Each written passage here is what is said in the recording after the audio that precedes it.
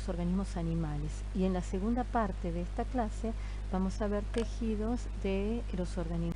Bien, en la clase pasada vimos, ¿no es cierto?, las características de los tejidos epiteliales y cómo se clasifican. En esta clase entonces vamos a comenzar con el tejido conjuntivo, que es el que seguía. Los tejidos conjuntivos implican una variedad de tejidos con funciones diferentes, ¿sí? Y que esas funciones están relacionadas con las características tan variadas que puede tener un tejido conjuntivo y que va a depender no solo del tipo o los tipos de células que estén incluidos en él, sino también y sobre todo de una matriz extracelular específica de ese tejido. Así, los tejidos conjuntivos pueden tener uno o varios tipos de células, entre las que se encuentran fibroblastos, linfocitos, mastocitos, células plasmáticas y otras células del sistema inmune.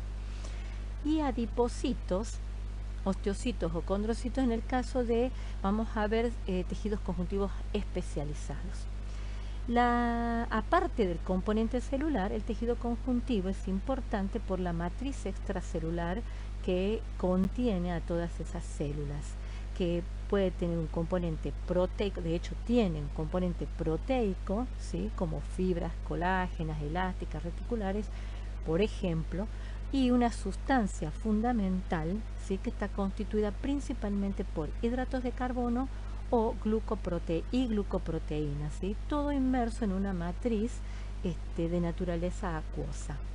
Ahora, ¿cómo estas distintas células y componentes extracelulares se combinan, ¿sí?, dan origen a los diferentes tipos de tejidos conjuntivos, y las características, como les decía recién, morfológicas, están relacionadas con la variedad de funciones que estos pueden tener en el organismo? Bien, vamos con el primero de los componentes, que es el componente celular. Las principales células que encontramos en los tejidos conjuntivos típicos son los fibroblastos, y la función de ellos es elaborar los precursores, ¿sí?, que van a conformar los componentes de esa matriz extracelular. En esta fotografía vista al microscopio óptico, ¿sí?, en una tinción de hematoxilineosina, con la flecha se señalan los fibroblastos, y hacia la derecha, en esa fotografía tomada al microscopio electrónico de barrido, podemos ver fibroblastos y podemos ver fibras colágenas también. Bien, veamos entonces la composición de la matriz extracelular. En general, esta matriz contiene, hemos dicho, un componente proteico. Se trata de proteínas fibrosas que pueden ser estructurales o adhesivas.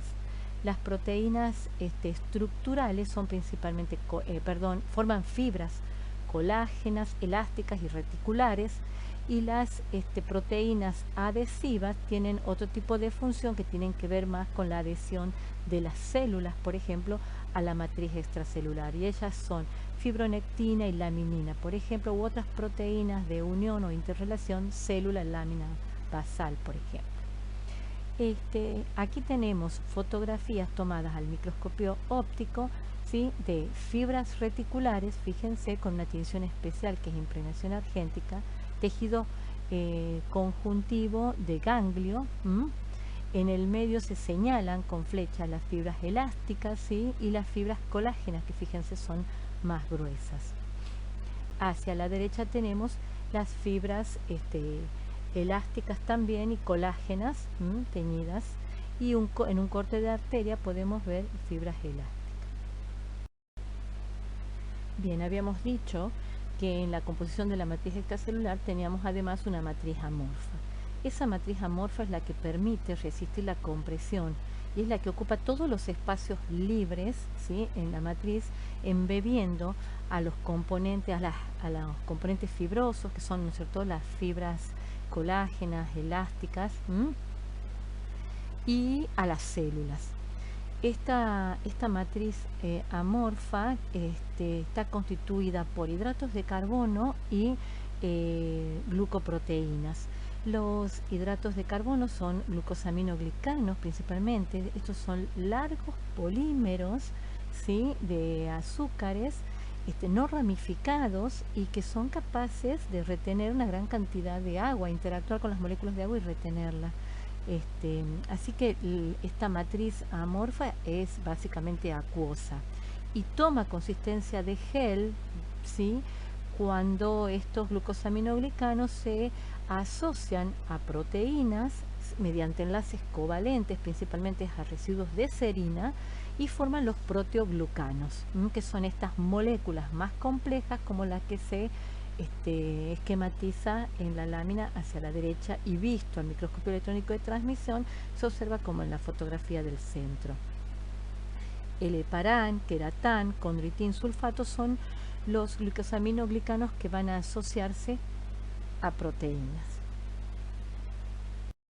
Bien, habiendo analizado los constituyentes básicos del tejido conjuntivo, ahora vamos a ver de qué manera estos se combinan o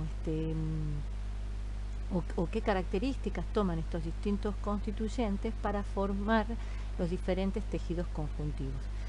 Vamos a ver primero el tejido conjuntivo laxo. El tejido conjuntivo laxo es el que se encuentra subyacente a los epitelios, como vimos en la clase pasada. Es el responsable de nutrir, ¿sí?, al tejido epitelial. Recuerden que el tejido epitelial no tiene vasos sanguíneos, vasos linfáticos. Entonces el tejido conjuntivo es el que a través de sus vasos sanguíneos, ¿sí?, lleva nutrientes y luego estos van a difundir hacia los epitelios, hacia el propio tejido y hacia los epitelios, desde los vasos sanguíneos. Y en sentido contrario, los desechos metabólicos van a difundir del epitelio hacia el conjuntivo subyacente y desde allí hacia los vasos sanguíneos. Entonces es lógico de pensar que el tejido conjuntivo laxo tenga pocas fibras y una gran matriz amorfa, ¿no?, de consistencia gelatinosa, que permite la difusión de estas moléculas de nutrientes, desechos metabólicos y de gases. ¿Qué más encontramos aparte de esa sustancia amorfa gelatinosa? Bueno, inmerso en ellos están fibroblastos y células del sistema inmune, que generalmente, en su mayoría, migran a partir de los vasos sanguíneos. Es en este sitio, en el tejido conjuntivo laxo, donde ocurren la mayoría de las reacciones inflamatorias, los reconocimientos del sistema inmune con noxas, ¿sí? Aquellas noxas que han logrado atravesar los epitelios, por ejemplo, son reconocidos o atrapados, entre comillas, por las células del sistema inmune en este sitio.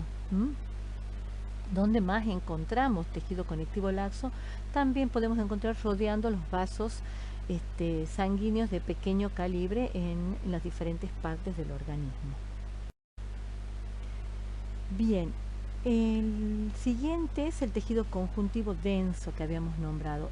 Fíjense, viendo al microscopio óptico, ahí ya se dan cuenta en este corte, que tiene menos matriz amorfa y tiene una relativa mayor cantidad de fibras colágenas dispuesta, puede ser de manera regular o irregular. Aquí está de manera bastante regular, y los fibroblastos o las células son más escasos, ¿sí?, y la sustancia fundamental también, como lo habíamos dicho. Y bueno, generalmente las funciones que tiene este tipo de tejidos más de sostén, ¿no es cierto? Al tener más fibras colágenas, tiene una mayor resistencia, una mayor dureza, y entonces por eso es que tiene esta función más de sostén, de transmitir una fuerza mecánica. Por eso lo encontramos en tendones, ligamentos, incluso en la dermis de la piel. En la fotografía de la derecha, ¿sí?, ahí se señala, fíjense, con una estrellita azul, el tejido conectivo denso. Bien, ya hemos visto entonces tejido conectivo laxo y tejido conectivo denso. Ahora vamos a ver tejidos conectivos o conjuntivos especializados, como son el adiposo, el óseo, cartilaginoso y sanguíneo, linfático y hematopoyético. Estos tejidos tienen la particularidad que tienen células altamente diferenciadas, especializadas, y una matriz extracelular que está si está presente, está altamente diferenciada también.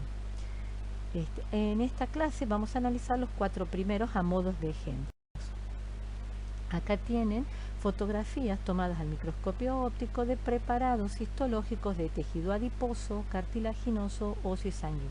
Lo primero que surge, fíjense, el tejido adiposo, las células están como vacías. Primero vemos que las células son grandes. ¿Por qué? Porque era un tejido, ¿sí?, adaptado para almacenar nutrientes en el citoplasma de las células. Por eso las células se ven como agrandadas, pero vacías a la vez, porque en la técnica histológica han perdido el contenido lipídico. Fíjense que los núcleos apenas pueden verse desplazados hacia la región marginal, ¿sí?, de la célula, esa globosa. Cuando vemos el tejido cartilaginoso y óseo, ¿qué nos salta? Una gran cantidad de matriz extracelular, ¿sí? Y las células están confinadas a pequeñas lagunas. De hecho, ya vamos a analizar, son 2 tejidos que tienen esa función de sostén. Entonces tenemos una matriz extracelular muy abundante, muy desarrollada y especializada. Cuando vemos el preparado de tejido sanguíneo, ¿sí?, ¿qué nos surge? Parece un preparado citológico más que histológico. ¿Por qué?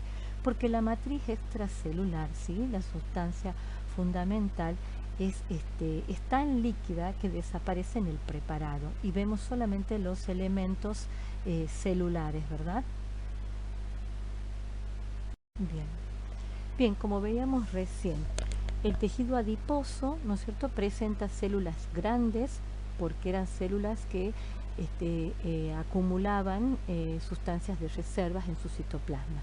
Y al microscopio óptico, después de la técnica histológica en estos preparados, las vemos vacías. Como yo les decía, se recuerdan que la técnica histológica involucra, ¿no es cierto?, el tratamiento con solventes lipídicos, ¿sí?, crecientes, para poder introducir parafina en el interior de los tejidos. Entonces, después cuando uno trata de desparafinar, saca la parafina y saca también los lípidos. Entonces, por eso es que observamos a las células en el tejido adiposo como vacías. Y el citoplasma es marginal, los núcleos son marginales, ¿sí?, porque todo el citoplasma estuvo ocupado por los depósitos de lípidos. En estos cortes pueden ver que además, en esta fotografía pueden ver que además de las células que se llaman especializadas, que se llaman adipocitos, se pueden ver también vasos sanguíneos, porque el tejido adiposo está irrigado. Las funciones no solamente son de almacenamiento, también ubicado el tejido adiposo en zonas estratégicas, permite también el aislamiento o la protección del organismo frente a situaciones extremas de temperaturas muy bajas. También tiene funciones de sostén de algunos órganos como los riñones o en las glándulas mamarias. El tejido adiposo, además, aunque se ha obviado en esta diapositiva, también tiene funciones endocrinas. Otro tejido conjuntivo especializado es el cartilaginoso, que, como habíamos visto en la primera diapositiva de los tejidos estos especializados, tiene una gran matriz extracelular, ¿sí? Acá es importantísima la matriz extracelular y es la que le confiere las características al tejido cartilaginoso que lo hace apropiado para cumplir funciones de sostén flexible. ¿Y por qué es flexible? Porque la matriz extracelular está formada, aparte de colágeno, por fibras elásticas, ¿sí?, y una sustancia fundamental de condroitin sulfato. Es muy rico en condroitin sulfato y esto hace que retenga líquido la matriz. Y eso también ayuda a la flexibilidad y a la resistencia a la compresión.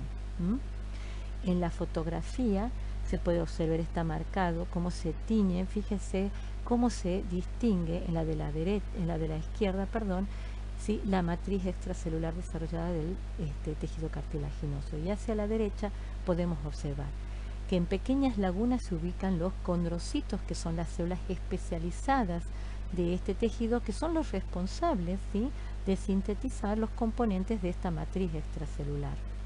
Las lagunas, que son los espacios que quedan dentro de esa matriz y contiene a las células estas. y la gran sustancia intercelular, ¿sí? Que, como la que acabamos de describir. Bueno, este tejido cartilaginoso lo encontramos en esqueletos de tiburones y rayas, también en el extremo de los huesos de muchos vertebrados y constituye el anillo de sostén de los tubos del tracto respiratorios y del oído externo y las estructuras del oído externo. Bien, otro tejido conjuntivo especializado era el tejido óseo. Lo primero que habíamos visto, ¿se acuerdan? Una matriz extracelular muy desarrollada, que aquí lo podemos ver en este corte histológico de hueso que está teñido con impregnación argéntica. Aquí es muy importante la matriz extracelular. Ahora, las características, si bien tiene una matriz extracelular muy desarrollada como el cartilaginoso, la composición es diferente.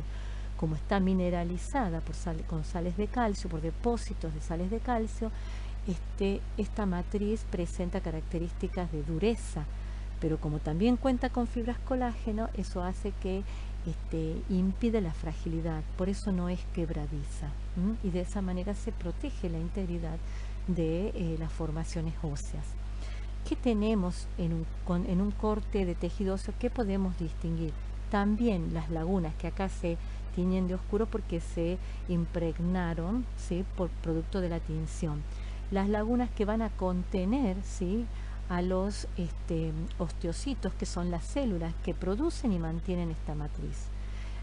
El canal haversiano que se señala en el centro es por donde ingresan, ¿sí?, los capilares y los nervios al tejido óseo, porque es un tejido muy irrigado. Recordemos que dentro del tejido óseo, en algunas formaciones óseas tenemos la médula ósea, que es el tejido que produce las células que van a ser liberadas al tejido sanguíneo, al torrente sanguíneo, ¿sí? Bueno, y por supuesto también se señala la matriz extracelular que está mineralizada. ¿Qué funciones cumple? Por la dureza, ¿sí?, que confiere esta estructura a este tipo de tejido, puede soportar y proteger órganos internos. También representa un depósito de calcio para el organismo, es decir, cuando el organismo requiere de calcio, se empieza a remover o a sacar calcio del tejido óseo. Y también ofrece los sitios de fijación para los músculos esqueléticos.